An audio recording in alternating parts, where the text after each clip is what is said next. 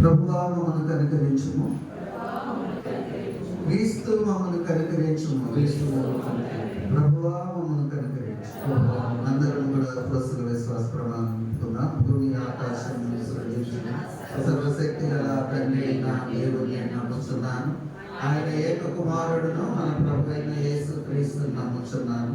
ఈయన పరిశుద్ధాత్మ వలన గర్భంలో ధరింపబడి కన్య అయిన మరియకు పుట్టి పొత్తుల అధికారం క్రింద శ్రమపడి సిలువేయబడి చనిపోయి సమాధి చేయబడిననియు అదృశ్య లోకంలోనికి దిగిననియు చనిపోయిన వారిలో నుండి మూడవ దినమున లేచి పరలోకములకు ఎక్కి సర్వశక్తి గల తండ్రి అయిన దేవుని కుడి చేతి వైపున కూర్చుండి ఉన్నాడని సజీవులను మృతులను తీర్పు చేయుటకు నుండి వచ్చిననియు నమ్ముచున్నాను.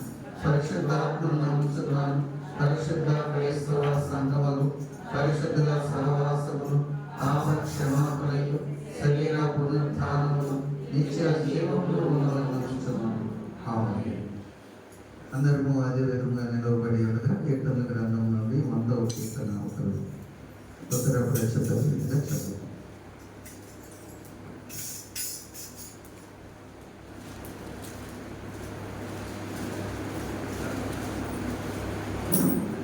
కీర్తన 100వ కీర్తన ఉత్తర ప్రదేశం.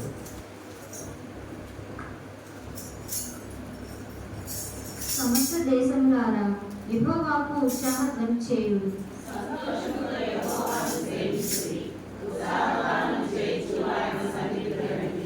యెహోవాయే దేవుడని తెలుసుకొనుడి. ఆయనే మనల్ని పుట్టించెను. మనము ఆయన వారము, మనము ఆయన ప్రజలము, ఆయన మేపు గొర్రెలము.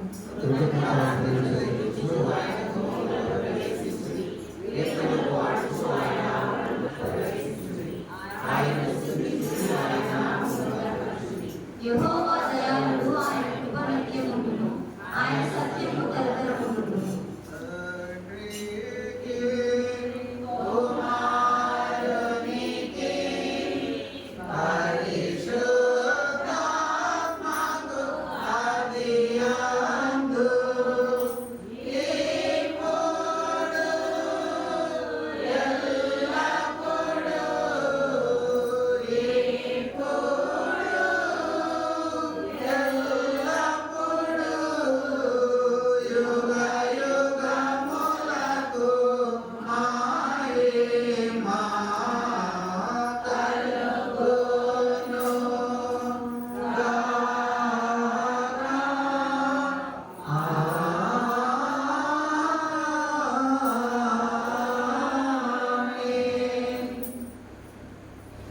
నేటి వాక్య ధ్యానము కొరకై ఏర్పాటు చేయబడినటువంటి పరిశుద్ధ లేఖన పాఠము పరిశుద్ధుడైన మత్తయి రాసిన సువార్త 24వ అధ్యాయము 32 నుండి 44 వచనం వరకు అందరూ వచ్చి చదవగలరు. మత్తయి సువార్త 24వ అధ్యాయము 32వ వచనం నుండి 44వ వచనం వరకు చదవండి.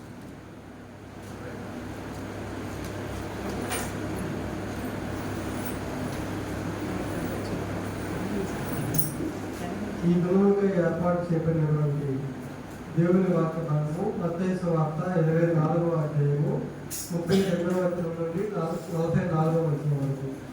అంజూరపు చెట్టును చూసి ఒక ఉపమానము నేర్చుకోండి. అంజూరపు కొమ్మ లేతదై చిగురించినప్పుడు వసంతకాలము ఇంకా సమీపంగా ఉన్నదని మీకు తెలియదు. ఆ ప్రకారమే మీరు ఈ సంవత్సరంలో జరుగునా చూస్తున్నప్పుడు ఆయన సమీపమునే ద్వారము దగ్గరనే ఉన్నాడని తెలుసుకోండి. ఇవన్నీ జరుగు వరకు ఈ తరము గతింపదని నిశ్చయముగా మీతో చెప్తున్నాను. ఆకాశమును భూమిని గతించును గాని నా మాటలు ఏమాత్రమును గతింపవు. అయితే ఆ దినమును గురించి ఆ గడియను గురించి తండ్రి మాత్రమే ఎరుగును కానీ ఏ మనుషుడైనను పరలోకమందరి దూతలైనను కుమారుడైనను ఎరుగరు. నోవాహు దినములు ఎలాగుండెనో మనుష్య కుమారుని రాకడీయులు అలాగనే ఉండును. జలప్రలయమునకు ముందటి దినములలో నోవాహు ఓడలోనికి వెళ్ళిన దినము వరకు వారు తినుచు త్రాగుచు పెళ్లి చేసుకుంటూ పెండెక్కించుతుండేది. జలప్రలయము వచ్చి అందరినీ కొట్టుకొని పోవు వరకు జరగకపోయింది. అలాగనే మనుష్య కుమారుని రాకడా ఉండును. ఆ కాలంలో ఇద్దరు పొలములో ఉండును. ఒకడు తీసుకొని విడిచిపెట్టబడును. ఇద్దరు స్త్రీలు తిరగని విసురుచు నుండును. ఒకటి తీసుకొని పోబడను, ఒకటే విడిచిపెట్టబడును. కావున ఏ దినమున మీ ప్రభువు వచ్చినో మీకు తెలియదు కనుక మెలకువగా నుండండి. ఏ జామున దొంగ వచ్చినో ఇంటి యజమానికి తెలిసి ఉండిన ఎడల అతడు మెలకువగా ఉండి తన ఇంటికి కన్నము వేయలేడని మీరు అనుకుంటున్నారు. మీరు అనుకునే గడియలో మనిషి కుమారుడు వచ్చును కనుకనే మీరు సిద్ధముగా ఉండండి. ప్రభు మన ఇంటిలో వాక్యాలను ఆశీర్వదించినగాక. ఓ ప్రభువా మమ్మల్ని కనికరించుము. దేవునికి స్తోత్రము కలుగును గాక. అందరూ మరి ఎదురుగా నిలబడి కదా మరి ఈరోజు మన వాక్య ధ్యానాలకు నడిపించడానికి మన మధ్యలో వచ్చినటువంటి నిర్ణయ గారు వచ్చి మన ఆశీర్వాదంతో తన యొక్క సందేశం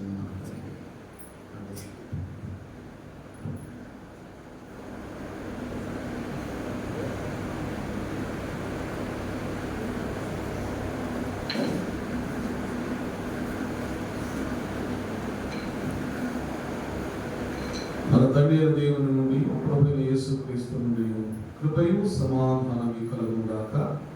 ఆమేన్. దయచేసి కూర్చోండి.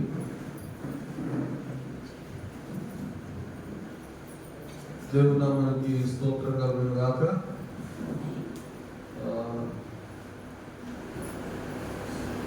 క్రీస్తునందు ప్రియమైన వారులారా, అది రాత్రికాల సమయం. మరొక రాత్రికాల ఉపవాస ప్రార్థనలో మీతో ఈ రీతిగా కలిసి దేవుని వాక్యాన్ని ధ్యానించేటువంటి కృప నాకు ఇచ్చినందుకు దేవుడికి మనస్ఫూర్తిగా తెలియజేస్తున్నాను. మీ అందరికీ కూడా మరి రాత్రికాలకు శుభాలు వందనాలు తెలియజేస్తున్నాను. అదే రీతిగా ప్రియులు శ్యామయ్య గారికి, శ్యాంపాలయ్య గారికి ధన్యవాదాలు, శుభాలు తెలియజేస్తా ఉన్నా. అమ్మగారికి కూడా వందనాలు.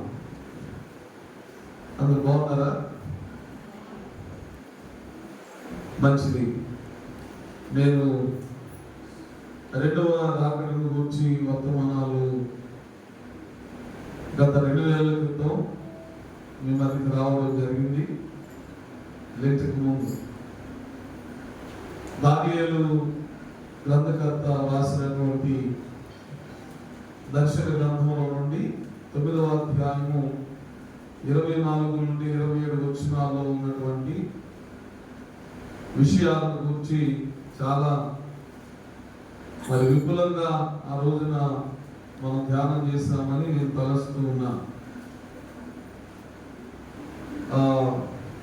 Let us all recap. మనము ఇంతకు ముందు ఏమి ధ్యానం చేస్తామనే విషయాన్ని ఒకసారి రికలెక్ట్ చేసుకుందాం. మరలా ఒకసారి జ్ఞాపకాన్ని తెచ్చుకుందాం. రాష్ట్రంలో ఉన్నటువంటి వారు లేకపోతే జ్ఞాపకం ఉన్నవారు టక్క చెప్పాలి. ఏ విషయాలు ధ్యానం చేసాం క్రితం సారి వచ్చినప్పుడు? 72 వారాల గురించి. అంతేనా? ఎన్ని వారాలు? 70 వారాల గురించి. 70 వారాల అర్థం ఏంటి? 70 వారాలు. వారం అంటే అర్థం ఏంటి? 7. దీంట్లో హిబ్రూలో ఒక మాట చెప్పాను, గుర్తుందా ఎవరికైనా? 7 ఏముంటారని చెప్పాను. మళ్ళా మొదలుపెట్టి అదే విషయాలు చెప్పలేము. షబువా ఏంటి? షబువా అంటే 7 అని అర్థం. షబువా అంటే ఎంత? 7. 70 వారం బదులు ఈ షబువా అని పెడితే ఏమవుతుంది?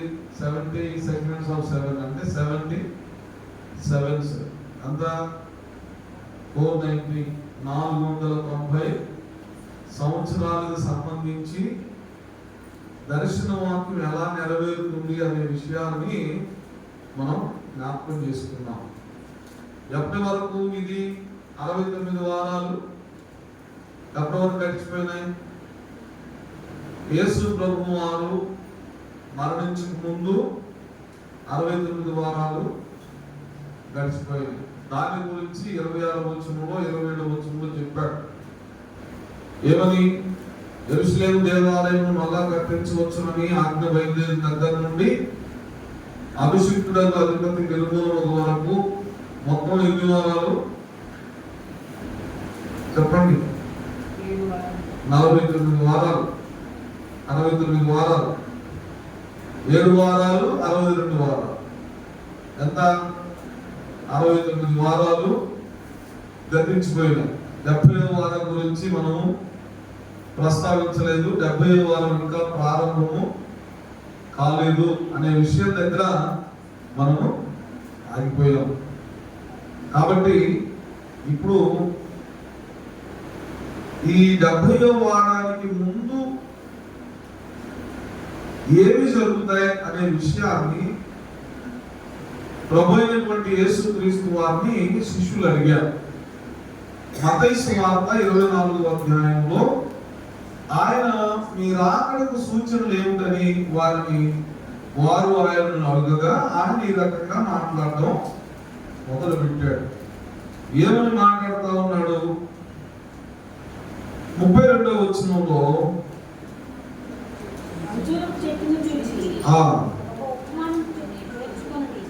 ఉపమానం నేర్చుకోండి అని చెప్పాడు. దేన్ని చూసి?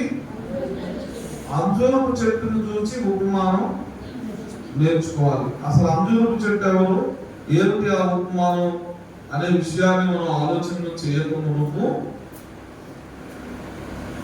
ఆ మిగిలిన వాక్యాన్ని చదువుతాం. దాని బొమ్మలు వేసినప్పుడు, చిగురించినప్పుడు, వసంతకాలం ఇంకా సమీపంగా ఉన్నదని మీకు తెలియను. ఆ ప్రకారమే మీరు ఈ సంగతులన్నీ జరుగుతూ చూసినప్పుడు ఆయన సమీపంగా ఉన్నాడని, ద్వారం దగ్గరనే ఉన్నాడని తెలుసుకుని ఇవన్నీ జరుగుతున్న తరముగా తెచ్చిందని చెప్పాడు. సో మొట్టమొదట ఆయన చెప్తున్నటువంటి సూచన ఏమిటి అని అంటే, అంజూరపు చెట్టును గురించి ఒక ఉపమానం నేర్చుకోండి అని చెప్పాడు. ఈ అంజూరపు చెట్టును గురించినటువంటి ఉపమానం ఎందుకు చెప్తున్నాడు? ఇశ్రాయేలు దేశంలో చాలా చెట్లకు ప్రాధాన్యత ఉంది. అందులో అంజూరపు చెట్టు ఒకటి. ద్రాక్ష నుంచి నేర్చుకున్నాను ఎందుకు చెప్పలేదు ఆయన? అంజూరపు చెట్ల నుంచే ఉపమానం ఎందుకు నేర్చుకోమన్నాడు? ఇంకా మిగిలిన చెట్ల గురించి ఎందుకు చెప్పలేదు? అంజూరపు చెట్టు ఎవరు అనే విషయం మనకి కొంచెం అనుమానంగా ఆలోచనలకు వస్తుంది. అంజూరపు చెట్టు చిగురించినప్పుడు వసంతకాలం సమీపంగా ఉందని మీకు తెలుస్తుంది. ముందు అంజూరపు చెట్టు గురించి ఉపమానం తెలుసుకోమన్నాడు. ఆ తర్వాత ఉపమాన భావం ఎలాగ కలుగుతుందో వివరణ చెప్తూ, ఈ అంజూరపు చెట్టు ఎవరంటే ఇశ్రాయేలు దేశం. అంజూరపు చెట్టు ఎవరు? ఇశ్రాయేలు దేశం. మనం ఇంతకు మునుపు ధ్యానం చేసినప్పుడు అభిషిక్తుడకు అధిపతి నిర్మూలన అయ్యాడు. అయిన తర్వాత క్రీస్తు శకం 70వ సంవత్సరంలో ఒక వినాశనం జరిగింది. 3.5 సంవత్సరాల పాటు యెరూషలేముని దాని చుట్టుపక్కల ఉన్న ప్రాంతాలన్నింటినీ కూడా తగలబెట్టాడు టైటస్ అనేటువంటి వాడు. ఆ తగలబెట్టినటువంటి కారణం చేత ఇశ్రాయేలు జనాంగం అంతా ప్రపంచంలో అనేక దేశాలకు చెదిరిపోవడం జరిగింది. ఎప్పటి వరకు చెదిరిపోయారు? 1947 సంవత్సరం వరకు ఇశ్రాయేలు దేశం అనేది ప్రపంచ పటంలో లేదు. ఎప్పటి నుంచి? యేసు ప్రభువు వారిని వారు సిలువేసి ఆయన పునరుద్ధరణ అయిన తర్వాత ఏదైతే వారి మీదకి వారు శాపంగా కోరుకున్నారో, ఏ కోరుకున్నారు వాళ్ళంతా? నాకు నిరపరాధ రక్తాన్ని గురించి నాకేం సంబంధం లేదని చేతులు కడుక్కుంటుంటే ఇశ్రాయేలీయులు ఏమంటున్నారు? ఆ రక్తము మా మీదకు మా పిల్లల మీదకు వచ్చును కాక అంట. ఇది చాలా భయంకరమైనటువంటి విషయం.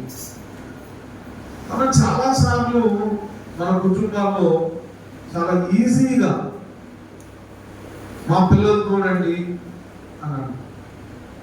మేము ఏదైనా చేస్తే మా పిల్లలు నాశనం అయిపోవాలండి అని. నాకు తెలిసి ఒక ఆయన పేరు చెప్పండి, చర్చిలో డబ్బులు మొత్తం కాజేసి లెక్కలు చెప్పడానికి నిలబడి నేను ₹1 తింటే నేను నా పిల్లలు నాశనం అయిపోతాను. దేవుడు నామానికి స్తోత్రం కలుగుగా. ఇప్పుడు ఆ ప్రాసెస్ లోనే ఉన్నారు. ఏ ప్రాసెస్ లో? నాశనం అయిపోయే ప్రాసెస్ లో ఆల్రెడీ అనుభవిస్తా ఉన్నారు. ఒక తరం 2 తరాలు అనుభవిస్తే వేరే, కానీ ఇశ్రాయేలు జనాంగం వేల సంవత్సరాలు అనుభవించారు. దేని బట్టి? ఆ రక్తాపరాధము, రక్త దోషము మా మీద మా పిల్లల మీద ఉండును కాక అన్నందుకు 1900 పీరియడ్ నుండి అప్పటి నుండి 44 వరకు జరిగింది. ఇందులో ఇంగ్లాండ్ దేశము పై చేయి సాధించడానికి ఒక కారణం ఏంటంటే ఒక ఆయన డైనమైట్ ని కనుగొన్నాడు. ఏం కనుగొన్నాడు? డైనమైట్ అనేటువంటిది పెద్ద బాంబు. ఇప్పుడు కొండలు పగలగొట్టడానికి ఉపయోగిస్తున్నారే అది. ఆ డైనమైట్ ని కనుగొనడం వల్ల 2వ ప్రపంచ యుద్ధంలో బ్రిటిషర్స్ కి చాలా ఫేవర్ జరిగింది.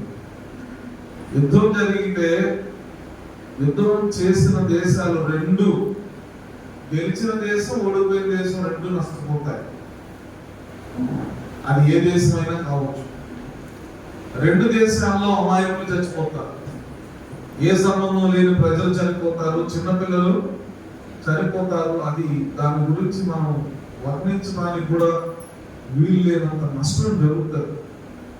కానీ డైనమైట్ ని కనుగొనడం వల్ల ఇంగ్లాండ్ కి చాలా ఫేవర్ జరిగింది బ్రిటిషర్స్ కి. దాంతో ఆ డైనమైట్ ని కనుగొన్న వ్యక్తితో బ్రిటిష్ రాణి అంటుంది కదా, నీ ఫైండింగ్ వల్లనే ఇదంతా జరిగింది కాబట్టి నువ్వేం కావాలంటే అది కోరుకోని అడిగింది రాణి. నేను చెప్పేది కాకమ్మ కబుర్లు కాదు, చరిత్ర. ఏం జరిగింది చరిత్రలో అనేది మనం తెలుసుకోవాలి. ఎందుకు డైనమైట్ కనుగొన్న వ్యక్తి పేరు ఏంటో తెలుసా? సర్ ఆల్ఫ్రెడ్ నోబెల్ అని ఆయన పేరు మీద ఇప్పుడు నోబెల్ ప్రైజ్ వస్తారు. చాలా పవర్ఫుల్ మ్యాన్. నీకేం కావాలంటే ఆయన చాలా సింపుల్ గా డైనమైట్ కంటే భయంకరమైన బాంబు వేయించాడు. మా దేశం మాకు కావాలి. దేవుడు నామానికి స్తోత్రం కలుగుతుందిగా. ఆయన యూదుడు. ఆయన ఏమన్నాడంటే మా దేశం మాకు కావాలి. ఇప్పుడున్నటువంటి టర్కీ ప్రాంతము, కనాను ప్రాంతం అంతా ఆ రోజుల్లో ఎట్లా అయితే భారతదేశం బ్రిటిష్ కాలనీగా ఉందో 200 సంవత్సరాలు, అట్లానే ఆ ప్రాంతం అంతా బ్రిటిష్ కాలనీగా ఉండింది. బ్రిటిషర్స్ యొక్క అధికారంలో పరిపాలన క్రింద ఉంది. దాన్ని బట్టి యుద్ధం లేకుండా, ఒక్క చుక్క రక్తం కొరకు నేల రాలకుండా ఆ ప్రాంతంలో ఉన్నటువంటి ఫిలిస్తీన్లందరినీ యోర్దాను నది అవతలకి పంపించడానికి ఒక గవర్నర్ జనరల్ ని అపాయింట్ చేశారు. 3 సంవత్సరాలు పట్టింది ఆయనకి ఈ పని చేయడానికి. 44 నుంచి 47 వరకు ఈ పనిని ఆయన చాలా సక్సెస్ఫుల్ గా చేశాడు. యోర్దాను నది అవతలకి పంపించిన వాళ్ళందరినీ పాలస్తీనులు ఆ దేశాన్ని ఇప్పుడు జోర్డాన్ అని పిలుస్తాం. అయితే కొంతమంది యూదులు తో మేము ఉండటానికి కొంతమంది పాలస్తీనీయులు దేశాన్ని విడిచిపెట్టకుండా మేము ఇక్కడే ఉంటాం అన్న వాళ్ళని వాళ్ళు బలవంతంగా పంపించాల. వాళ్ళ కోసం 2 ప్రాంతాలు కేటాయించారు. ఇప్పుడు ఏదైతే హమాస్ తీవ్రవాదులు తలదాచుకుంటున్నటువంటి ప్రాంతం ఉందో, గాజా స్ట్రిప్ అనేది అదొకటి, వెస్ట్ బ్యాంక్ అనేటువంటి ప్రాంతం, 2 కూడా ఆ ప్రాంతాల్లో పాలస్తీనులు వారు ఉండనిచ్చారు. మిగిలిన పాలస్తీనులందరినీ కూడా యోర్దాను నదికి ఆవులకి పంపించడం జరిగింది. యోర్దాను దేశంగా దాన్ని ప్రకటించారు. ఆ తర్వాత 48వ సంవత్సరంలో మేనల్లో వారికి స్వతంత్రం ప్రకటించింది బ్రిటిష్ సామ్రాజ్యం. అది అంచురపు చెట్టు చిగురించడానికి ప్రారంభం. దేవుడు నామమునకు స్తోత్రం కలుగును గాక. అంచురపు చెట్టును గురించిన సూచన ఉపమానం మీరు నేర్చుకోండి. అంచురపు చెట్టు చిగురించినప్పుడు మీరు తెలుసుకోవాల్సిన విషయం ఏంటంటే ఆయన ఎక్కడున్నాడు? సమీపంగా లేడు. ఎక్కడున్నాడు? ద్వారం వద్దనే ఉన్నాడు. జాగ్రత్త.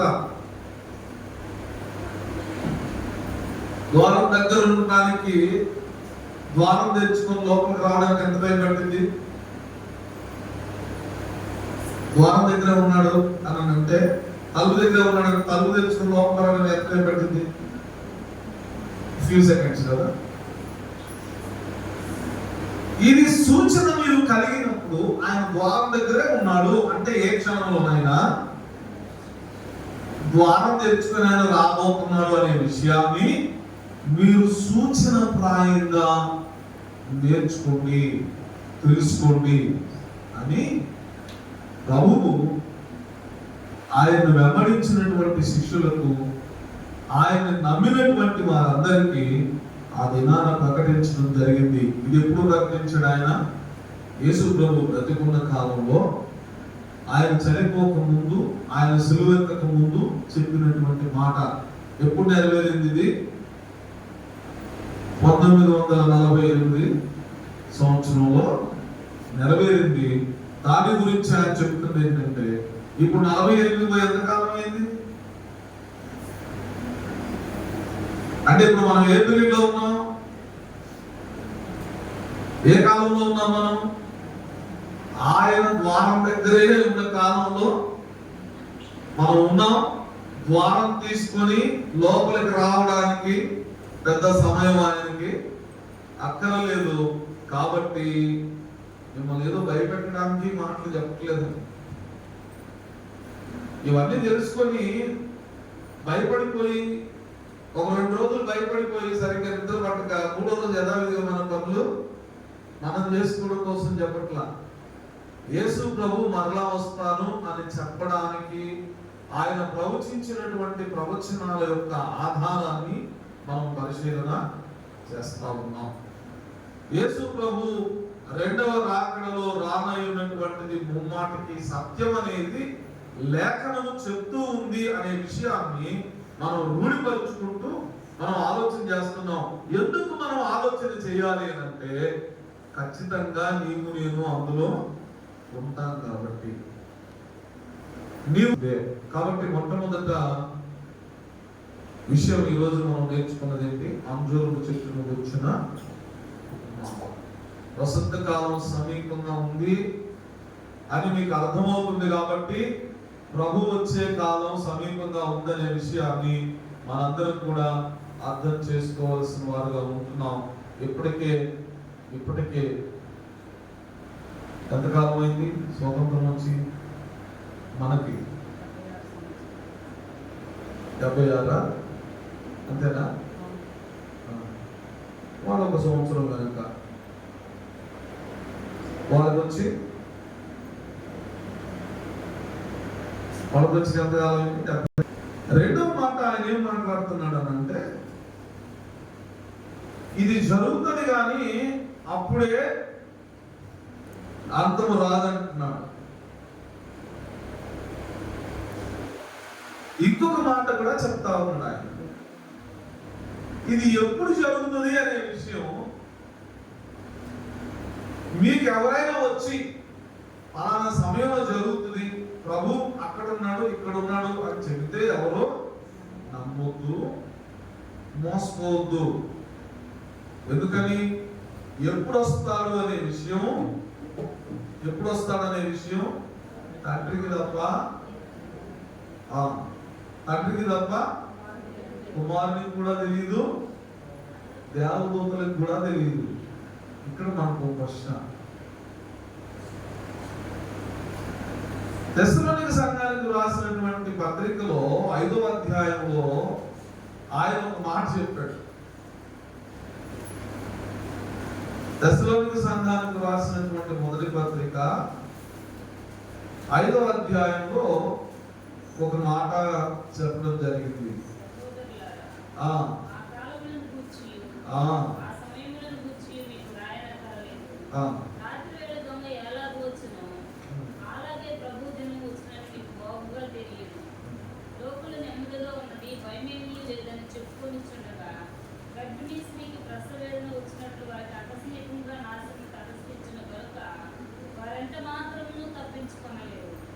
సహోదరులారా, ఆ దినము దొంగ వలె మీ మీదకి వచ్చుటకు మీరు చీకటిలో ఉన్నవారు కాదు, మీరందరూ వెలుగు సంబంధులను పగటి సంబంధులనై ఉన్నారు.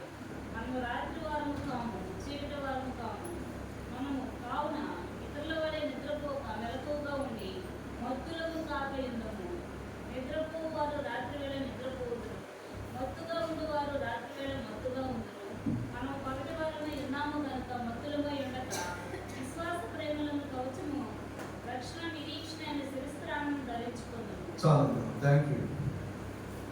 ఈ 5వ అధ్యాయంలో ఇప్పుడు చదివినటువంటి వాక్యాల్లో 2 భిన్నమైనటువంటి అభిప్రాయాలు పౌలు భక్తుడు వ్యక్తం చేస్తున్నాడు.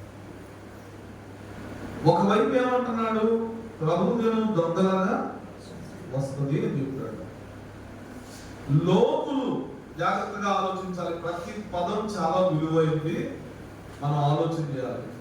లోకులు నెమ్మదిగా ఉంది, భయమేమీ లేదని చెప్పుచుండగా ఇది హఠాత్తుగా సంభవిస్తుంది. దొంగలాగా ఆయన వస్తాడు. ఇది ఎవరికి చెప్తుంది? లోకులకి. లోకులు అంటే ఎవరు? లోకస్తులు, లోకానికి సంబంధించిన వారు, చీకటికి సంబంధించిన వారు, ఈ రాజ్యానికి సాతాను రాజ్యానికి సంబంధించిన వారు. వారి గురించి చెప్తున్నాడు ఈ మాట. మళ్ళా ఇదే భాగంలో ఆ దినము దొంగలాగా రావడానికి మీరు చీకటిలో లేరు అంటున్నాడు. ఒక గుంపుతో ఏమంటున్నాడు? ఒక గుంపుకేమో దొంగలా వస్తాడు, నెమ్మదిగా ఉంది, సమాధానంగా ఉంది అని అనుకున్న టైంలో హఠాత్తుగా వస్తాడు. లోకులకి ఇది సంభవిస్తుంది. మీరు అలా ఆలోచించాల్సిన అవసరం లేదు. ఎందుకని? మీరు లోకులు కాదు. మీరెవరు? మీరు పగటి వారు, ఆ వెలుగు సంబంధులై ఉన్నారు కనుక ఆ దినము దొంగలాగా మీకు రాదు అంటున్నారు. ఇదే భాగంలో దీన్ని కాంట్రాస్ట్ అంటారు కదా, ఒకదానికొకటి కొంచెం భిన్నంగా ఉన్నటువంటి ఆలోచనలు. లోకులకి చీకట్లో ఉన్న వారికేమో ఆ దినము దొంగలాగా వస్తుంది, వాళ్ళకి ఎవరికి తెలియదు. కానీ వెలుగు సంబంధులకు, పగటి సంబంధులైనటువంటి వారికి, వెలుగులో నడిచేటువంటి వారికైనా మీకు ఆ దినము దొంగలాగా వస్తాడా? రాడు. ఎందుకని? మీకు తెలుస్తుంది. దేవుడు నామానికి స్తోత్రం కలుగునుగాక. ఎవరికి తెలిసింది ఆయన రావడం? వెలుగు సంబంధులకి తెలుస్తుంది. ఇక్కడ 24వ అధ్యాయంలో ఏం మాట్లాడుతున్నాడు? శిష్యులతో ఏం చెప్తున్నాడు?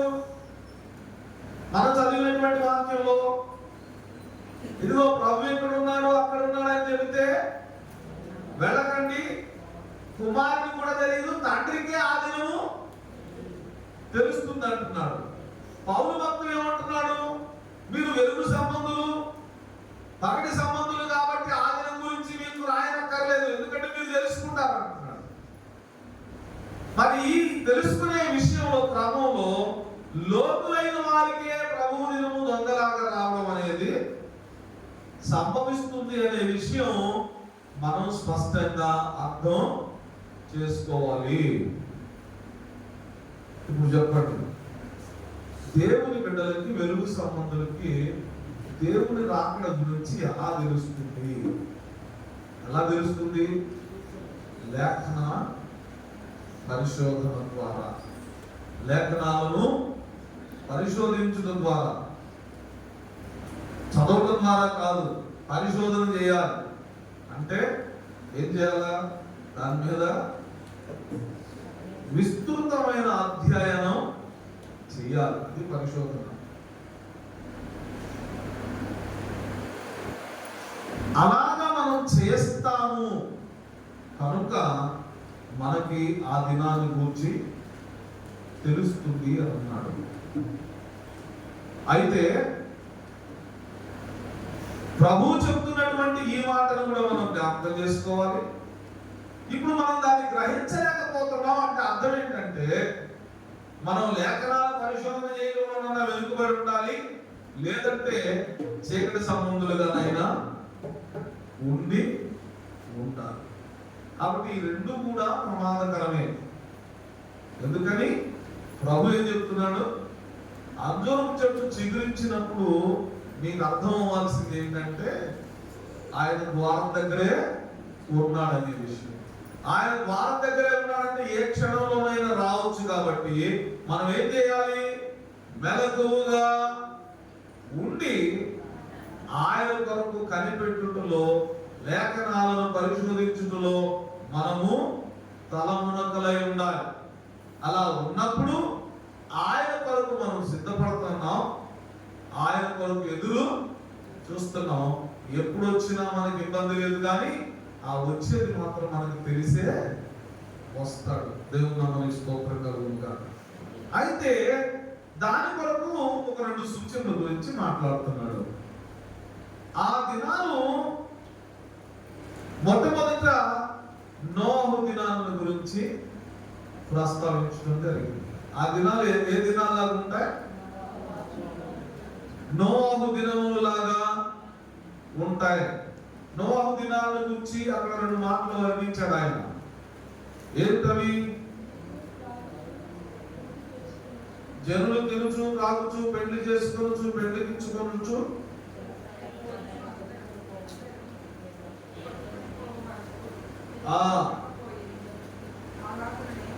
గ్రహించలేకపోయారు అని అంట. వాస్తవానికి లోక దినాల్లో కేవలం తినడం, తాగడం జరిగిందా? జలప్రళయం రాకముందు ఏం మాట్లాడుతున్నాడు ప్రభు? నోహు దినాల గురించి. లోక దినాల తర్వాత ఆలోచించారు. నోహు దినాల గురించి ఏం మాట్లాడుతున్నాడు ప్రభు? ఆదికాండం ఆరోగ్యంలో ఏమంటున్నాడు? నరులు భూమి మీద విస్తరించడం ఆరంభించినప్పుడు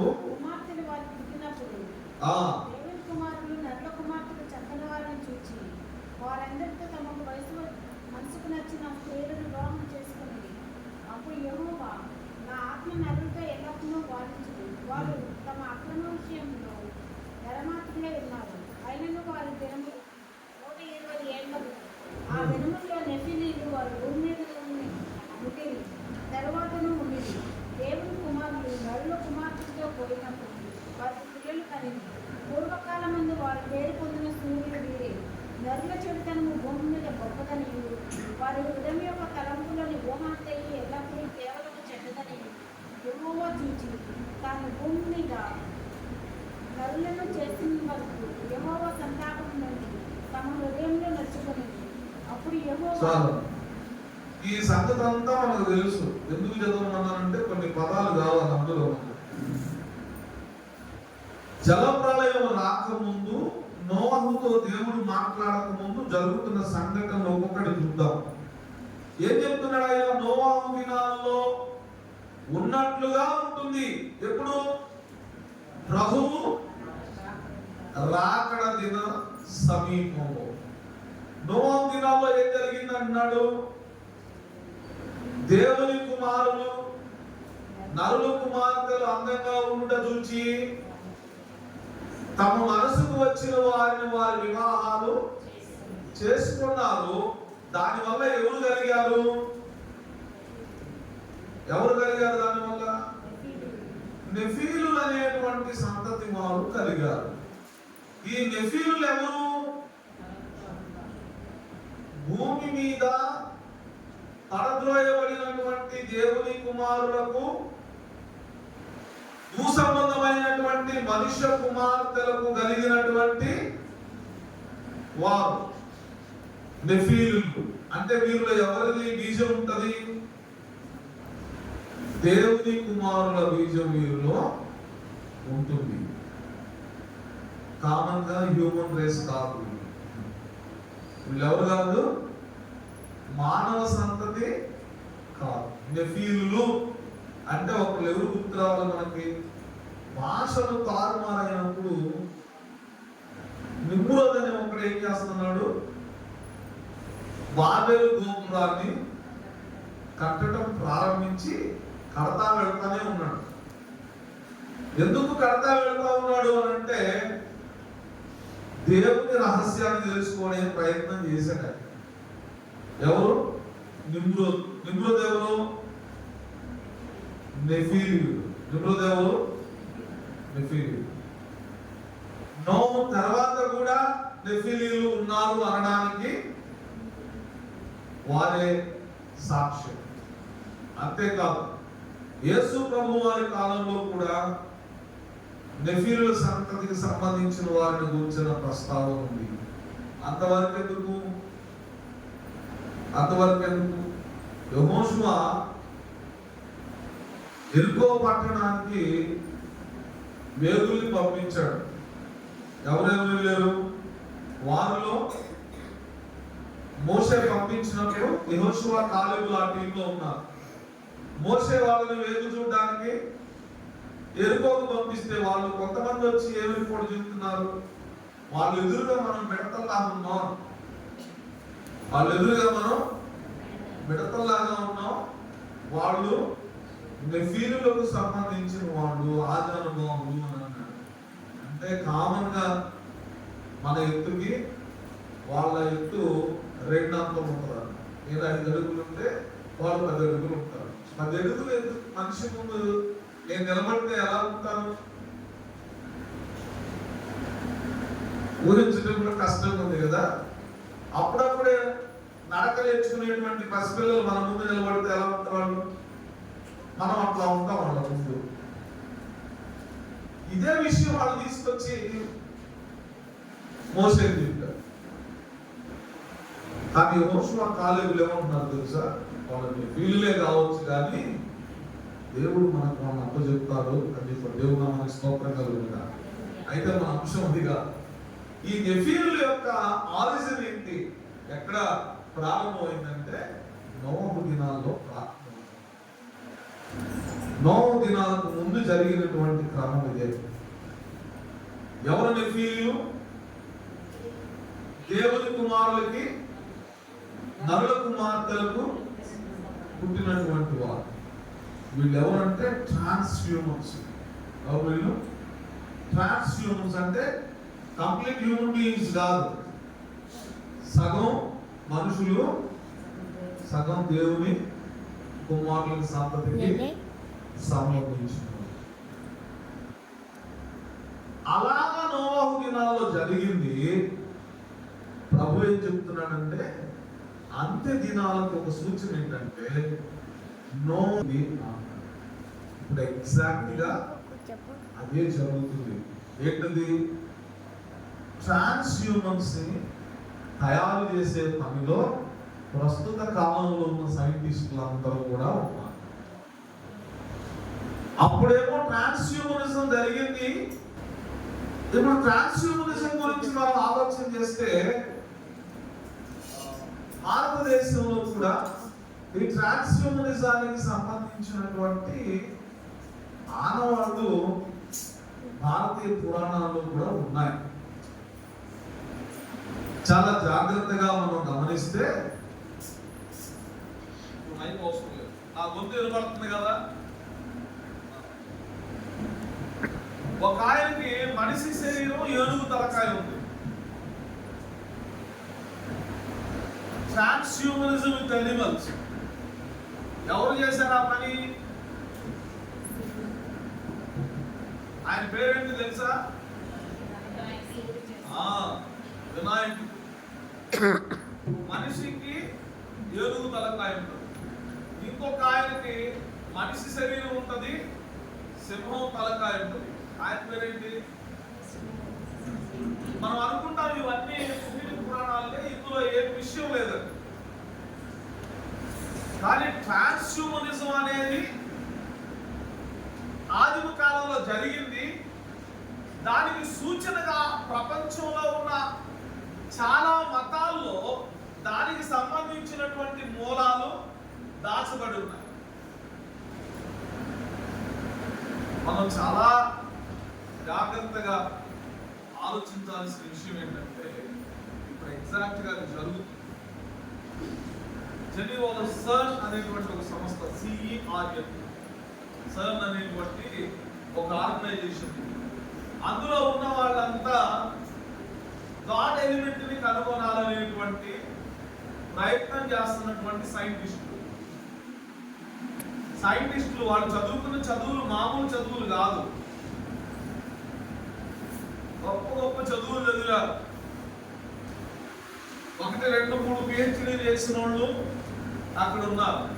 ఆ సర్న్ ఆర్గనైజేషన్ బిల్డింగ్ కి ముందు ఉండేటువంటి బొమ్మ ఏంటో తెలుసా? ఒక విగ్రహం ఉంది. అది భారతీయులే ప్రజెంట్ చేశారు.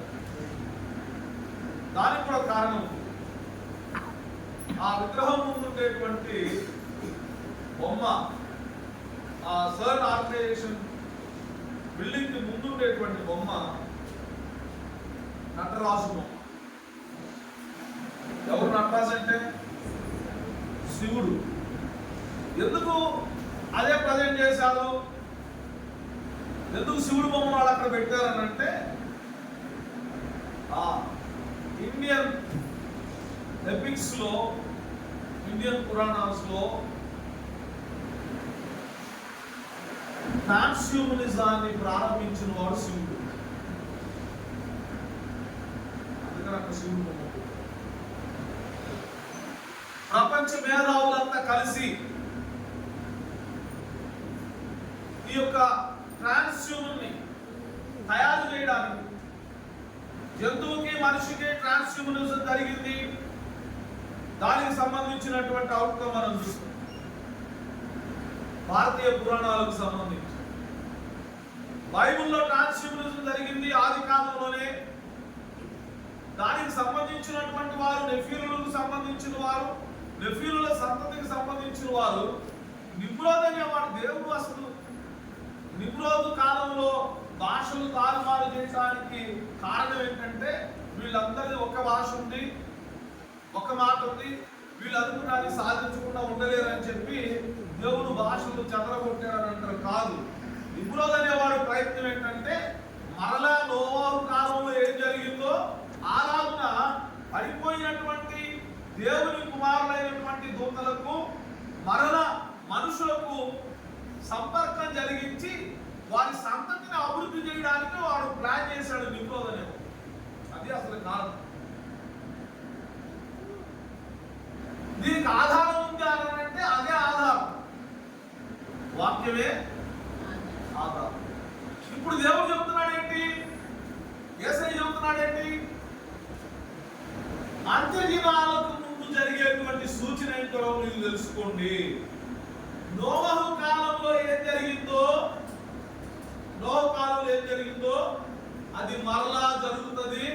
అలా జరిగినప్పుడు మీరు అర్థం చేసుకోవాల్సింది ఏంటంటే, దేవుని నామానికి స్తోత్రం కలుగుతుంది.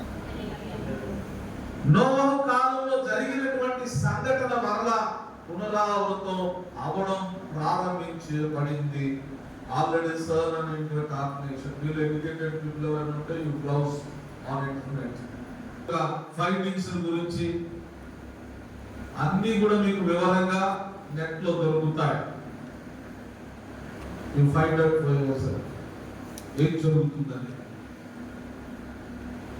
కృష్ణుడు ప్రేమ ఇది ఎప్పుడో జరగట్లా, ఆల్రెడీ ఎప్పుడో ప్రారంభమైంది. ఏంటది?